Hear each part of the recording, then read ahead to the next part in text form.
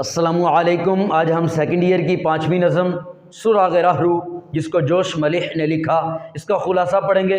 خلاصہ آپ اس طرح شروع کریں گے: زمین پہ رگڑ کا نشان اس بات کی علامت ہے کہ سانپ یہاں سے گزرا ہے، گھوڑے کے سموں کے نشان اس بات کی علامت ہیں، اس بات کی خبر دیتے ہیں کہ کچھ ہی فاصلے پر گھڑ سوار جا رہے ہیں، گھوڑے پر سوار لوگ جا رہے ہیں۔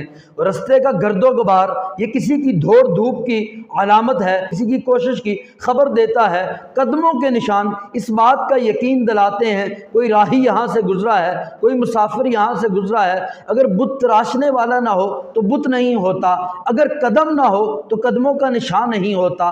اسی طرح یہ کہکشائیں، یہ چاند، یہ چمکتا ہوا سورج، یہ بھی کسی کے قدموں کے نشان ہیں۔ یہ خوبصورت ستارے جو زمین کا نور ہیں، آسمان کی زینت ہیں، یہ بھی کسی عظیم راہی، عظیم مسافر کی شوخی رفتار کی علامت ہیں۔ ہماری چھٹی نظم ہے آدمی، جس کو ضمیر جعفری نے لکھا۔ اس کا خلاصہ آپ اس طرح شروع کریں گے: پہلے انسان کی قدر اس کے علم کی وجہ سے، اس کے دل کی وجہ سے، اس کے پیار اور محبت کی وجہ سے کی جاتی تھی۔ آج کل انسان کی قدر اس کی دولت کی وجہ سے، اس کے محل کی وجہ سے، اس کی کار کی وجہ سے کی جاتی ہے۔ بستیاں تو بھری ہوئی ہیں لیکن حقیقتاً انسان دو چار ہی ہیں۔ اس زمانے میں، اس دور میں جتنا آدمی نازک اور کمزور ہوتا ہے اتنا ہی سجیلا اور خوبصورت سمجھا جاتا ہے۔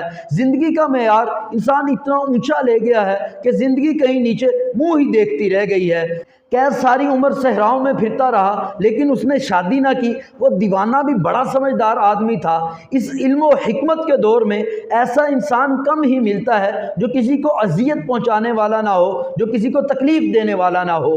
اس دور میں لوگ دیندار ہونے کا دعویٰ تو کرتے ہیں لیکن کام بے دینوں والے بھی کرتے رہتے ہیں۔ پہلے لوگ آنکھوں کے سامنے مرتے تھے، کشتیاں آنکھوں کے سامنے ڈوبتی تھی۔